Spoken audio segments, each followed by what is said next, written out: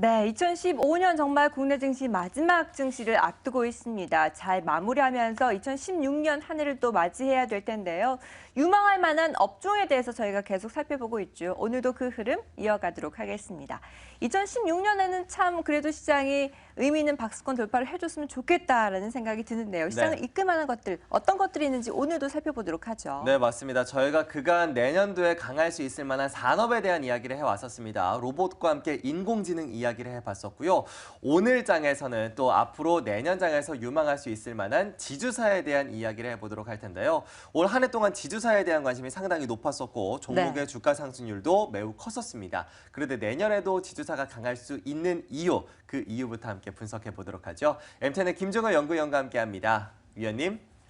네, 뭐 한마디로 말씀드리면 시대적 흐름이다라고 봐야 될 것 같습니다.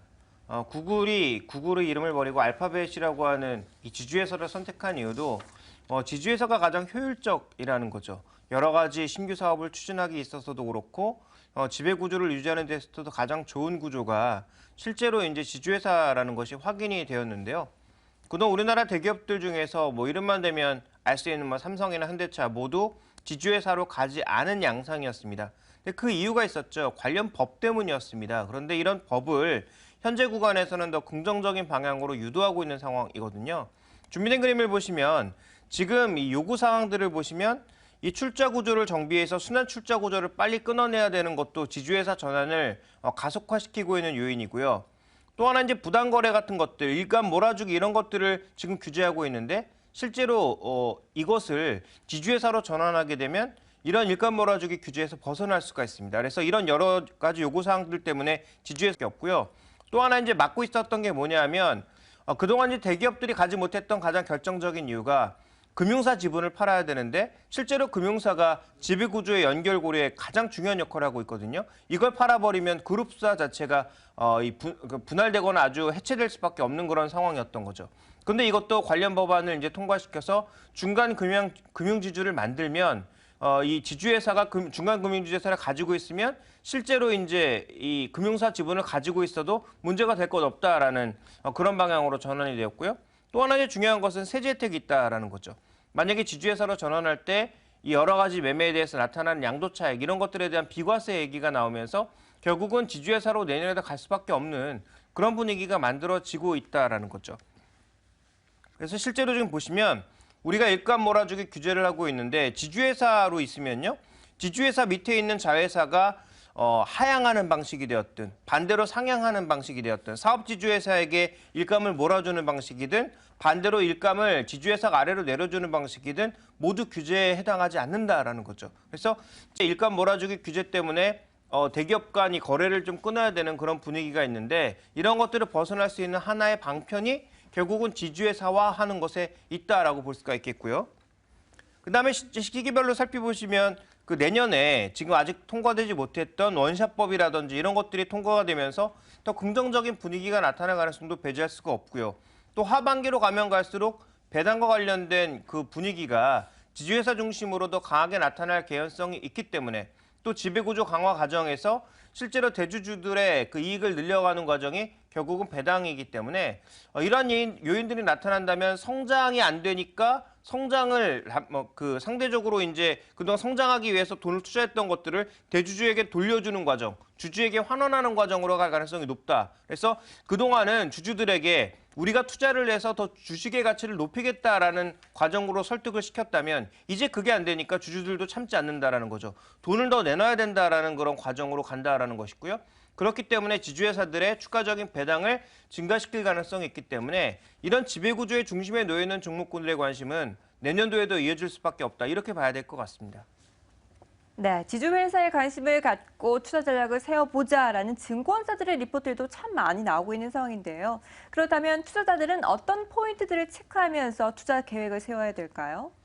네, 일단 지금 준비된 그림을 하나 먼저 보시면 그 업종별로 시가총액 추이를 봤을 때도 지주회사가 지금 거의 3위 정도를 차지하고 있습니다. 불과 이제 연초만 하더라도 한 5위권, 6위권 정도였는데 올해는 3위권으로 올라온 것은 뭐 삼성물산의 영향이 가장 컸다라고도 볼 수 있습니다. 그렇지만 어찌되었든 전체적으로 이렇게 지주회사의 비중이 높아진다라는 것은 인덱스 쪽에 투자하시는 분들도 여기에 관심을 가질 수밖에 없다라는 거죠. 왜냐하면 인덱스를 추종하는 뭐 이 패시브 펀드가 되었든 아니면 추가 수익률을 내고자 하는 액티브 펀드가 되었든 배당 펀드가 되었든 모두 지주회사에 관심을 가질 수밖에 없다라는 것입니다. 그래서 최근에 대형 지주회사들의 기관들의 매매를 보면 전반적으로 매수가 계속 유입되는 양상, 기관 중심으로 계속 유입되는 양상이거든요. 이게 내년에도 이어질 가능성이 있다라는 점을 중심축으로 봐야 될 것 같고요. 또 하나 이제 대기업 집단들의 이 그 금융사들 지분과 순환 출자 과정을 놓고 보게 되면 40개 기업 집단 중에서 17개는 이미 지주회사화가 완성되어 있지만 23개 그룹은 아직 완성되지 않았다라는 거죠. 그러면 올해 그리고 내년, 내후년 초까지 아마 이제 3년간 진행될 수 있는, 올해는 뭐 거의 다 지나갔으니까 내년부터 내후년까지 2년간 진행될 수 있는 이 23개 그룹사들의 전환 과정이 굉장히 중요한 포인트라는 거죠. 여기서도 보시면 삼성그룹, 현대차, 롯데, 현대중공업, 한화, 신세계, 금호아시아나 동부 등 우리가 이름만 대면 알 수 있는 대부분의 그룹들이 아직도 지주회사화가 되지 않았습니다. 그리고 그 밑으로 내려가게 되면 효성, 그다음에 뭐 미래에셋, KCC, 태광 다 마찬가지라는 거죠. 그러니까 이런 유수의 수많은 기업들이 아직도 지주회사화가 되지 않았기 때문에 이런 방향으로 가면서 아무래도 여러 가지 지배구조 개편이 되는 것들이 하나의 중요한 투자 포인트가 될 수 있다. 그럼 아직도 지주회사를 하지 않은 그런 것들이 지주회사화되면서 앞으로 어떤 식으로 주가 흐름이 흘러갈지에 대한 고민이 필요하다는 것이 첫 번째 포인트고요. 그다음에 두 번째 포인트는 예시로 든 것인데요. CJ그룹 같은 이미 시너지를 내고 있는 이런 지주회사들에 대한 관심도 필요하다는 거죠. 어떤 식으로 시너지를 내느냐? CJ제일제당이 제품을 생산합니다. 근데 이런 것들을 그 프로그램을 통해서 실제로 PPL을 하는 그런 경우도 있고요. 그다음에 여러 가지 콘텐츠를 통해서 또 PPL을 하는 경우도 있고요.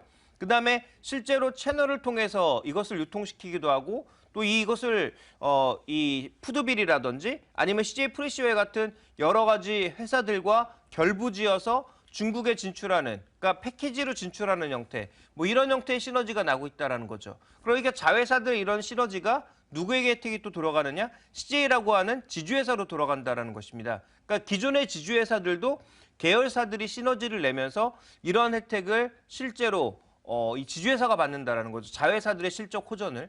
그러니까 뭐 LG도 마찬가지고 SK도 마찬가지겠죠. 자, 이런 형태로 생각해 보게 되면 기존 지주회사들도 매력적이고 이미 이제 지주회사로 전환되지 않은 나머지 기업들에 대해서도 우리가 관심을 가질 필요가 있겠다. 이렇게 좀 보셔야 될 것 같습니다.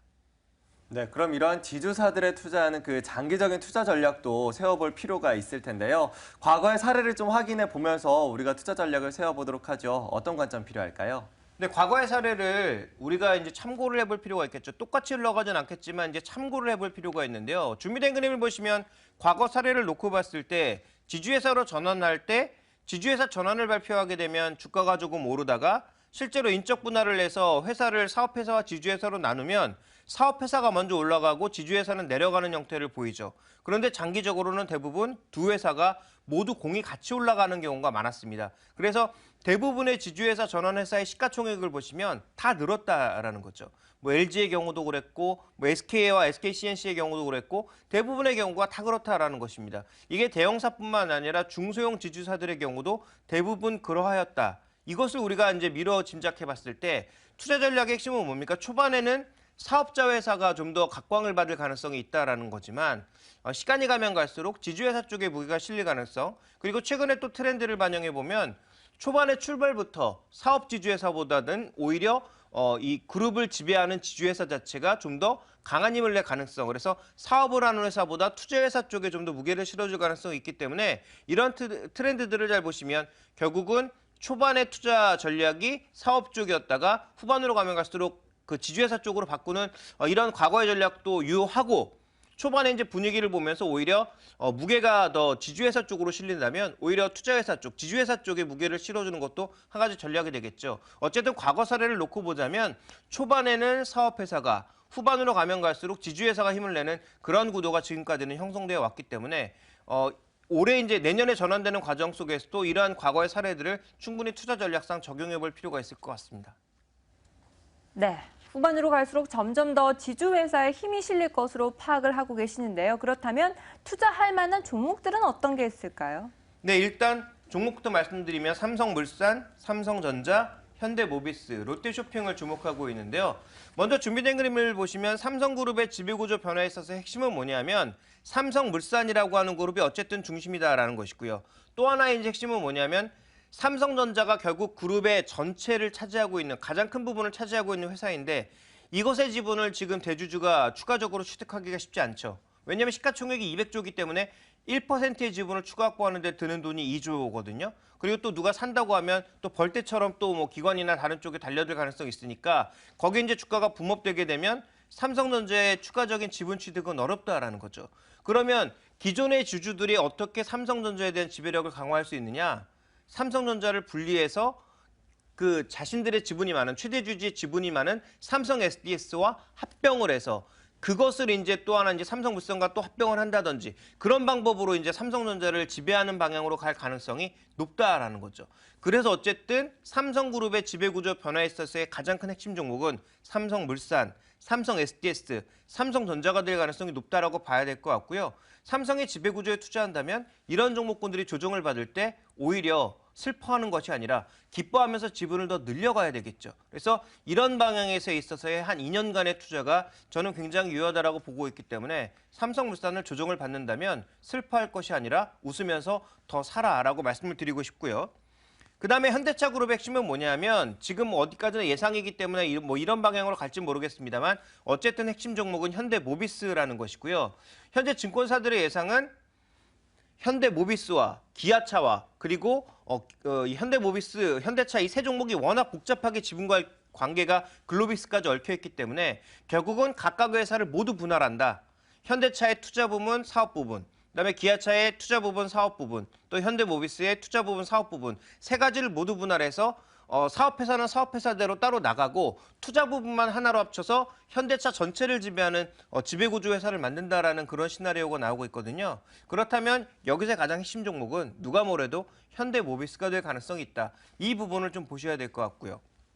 그다음에 이제 롯데그룹의 이제 있어서의 변화는 호텔신라가 핵심이지만 상장되지 않았기 때문에 상장된 종목 중에서 핵심 종목을 보자면 중간 지주 역할을 할 수 있고 가장 많은 지분을 현재 지금 취득하고 있는 이 롯데쇼핑이라는 거죠. 롯데쇼핑 같은 이런 종목군들이 향후 지배구조 변화에 있어서의 핵심이 될 것이다. 이렇게 좀 보셔야 될 것 같고요.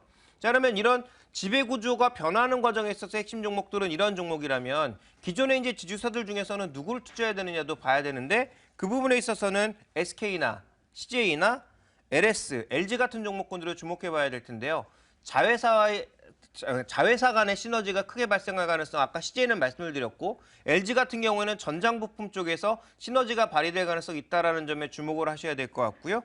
SK 같은 경우에는 바이오 쪽에서 향후 성과를 낼 가능성 이런 부분들에 좀 주목을 하셔야 될 것 같습니다. 그래서 여전히 이제 지주회사가 이미 완성되어 있는 기업들 쪽에서도 주목해 볼 만한 기업들이 있고 말씀드렸던 내년부터 지주회사화 될 종목군들의 핵심 종목군들을 조정시마다 추가적으로 지분을 늘려나가는 것이 내년에 필요하다고 보고 있습니다. 네, 이렇게 해서 지주회사까지 우리가 사흘 동안 내년에 유망할 수 있을 만한, 내년에 오를 수 있을 만한 산업이나 종목들에 대한 이야기 나눠봤습니다. 그만큼 내년 증시가 이제 얼마 남지 않았습니다. 올해 증시가 이제 오늘 딱 한 거래일밖에 남지 않았기 때문인데요. 오늘 증시에 대한 전략도 세워보도록 하겠습니다. 오늘장 선전략을 통해서 올해 마지막 증시 전략 함께 챙겨가 보시죠.